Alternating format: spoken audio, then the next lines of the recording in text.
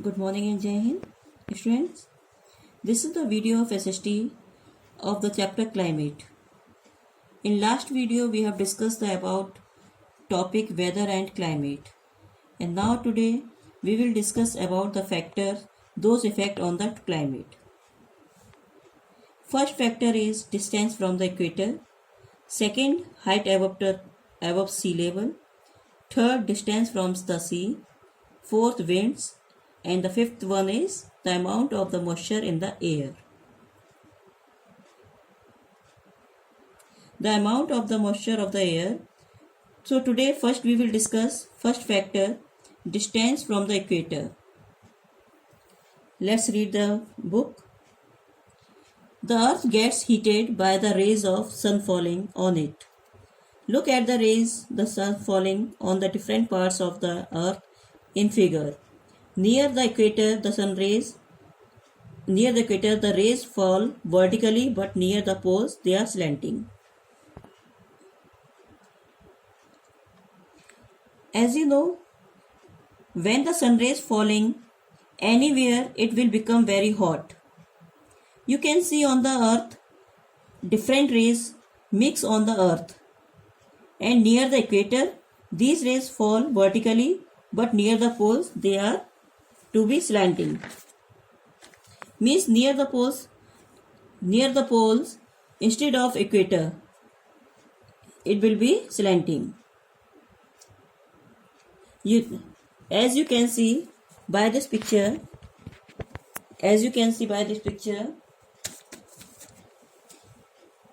here sun rays going to vertically on the equator, and here the sun rays are slanting on the poles. Let's read. Notice that the rays near the poles is spread out over a larger land area at the equator. The same amount of sun rays is focused on and heat a smaller area. This means that land near the poles get less heat from the sun rays than the land near the equator. Have you seen the rays near the poles spread out over a larger land than equator, and on to the equator all the sun rays focused and give much more heat in a smaller area. This means the land near the poles get less heat comparison to the land of equator.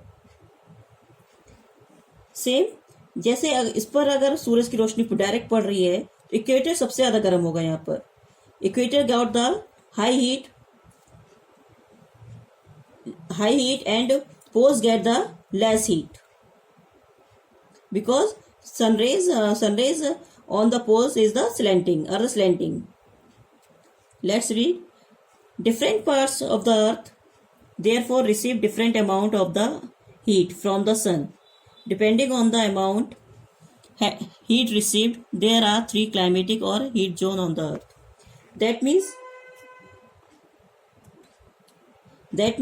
different part of the earth get the different types of heat. So we can say that the different parts of the earth receive different amount of the heat from the sun. It's totally depending on the amount of the heat, that how much heat received by the poles and by the other zones. These zones we called climatic or heat zones. Another name of the climate zone is heat zone. Now show it. I am giving the sun rays. You can see that sun rays is going to vertically on the equator. That means equator is going to be very hot, and sun rays going very less in the other zones. But in the frigid zone there is nothing.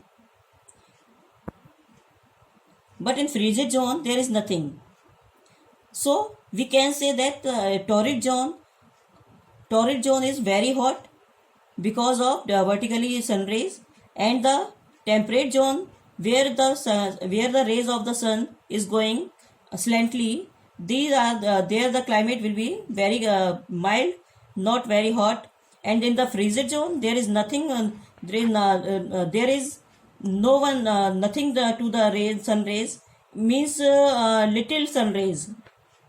Little sun rays in frigid zone. So the land of the frigid zone is covered throughout the year with the snow. So there, the frigid zone is to be very cold.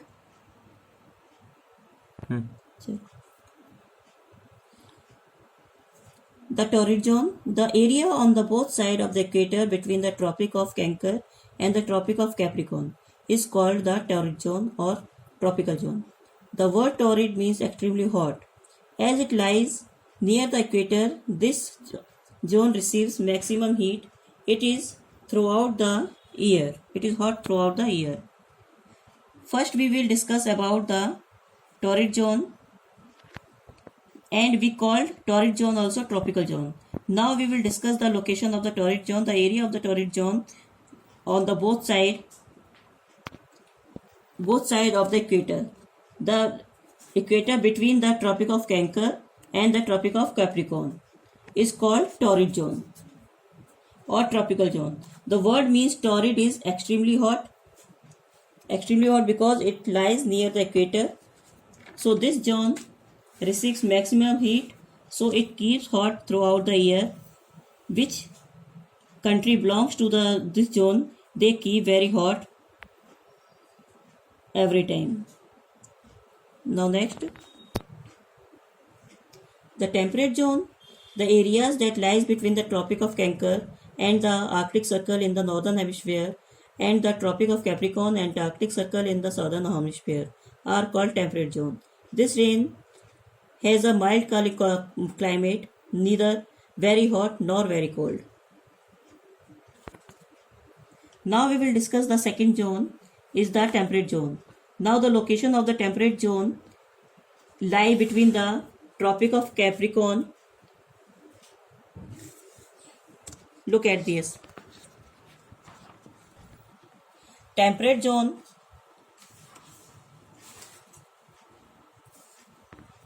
lie between the Tropic of Cancer and the Arctic Circle. Arctic Circle in northern hemisphere and the Tropic of Capricorn and the Antarctic Circle, and between the Antarctic Circle in southern hemisphere, are called temperate zone. These both zones are we called temperate zone. Now the condition of this zone is keeps all the time mild climate, neither very hot nor very cold. It means the country belongs to this zone, they keep very mild, just like Australia.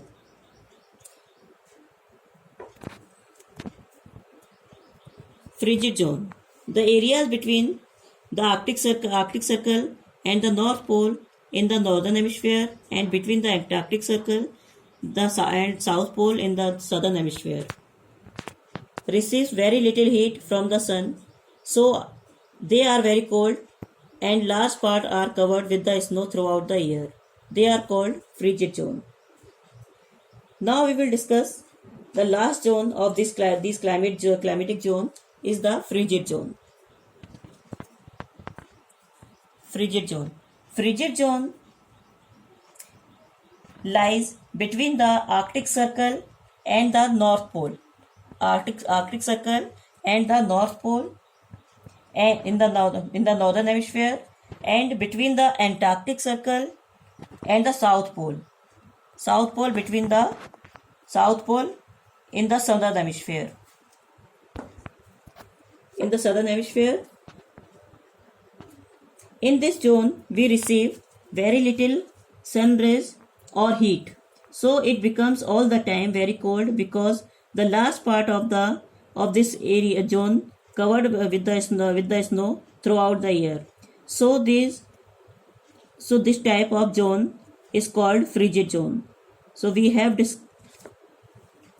discussed all the type of zones. First was torrid zone, second was the temperate zone, and third was the frigid zone. Now we will discuss the did you know. In this we come to know that which type of land we called midnight land. Did you know the North and South poles experience 6 months of day and 6 months of night? Places with the Arctic Circle keep like part of the Norway and Greenland, where the sun rays in the sky through the night and day are known as the land of midnight sun.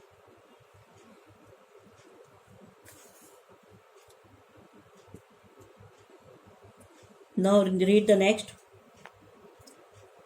Height above the sea level. This is the second factor. Have you visited a hill station? You know that it is a cooler up in the hills than in the plains, even if the two places are the same distance away from the equator. The higher you go, the cooler it becomes.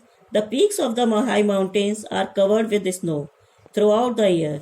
Thus, the higher a place is from the sea level, and the cooler is its climate. Now, first I want to ask the question: have you visited a hill station? Okay.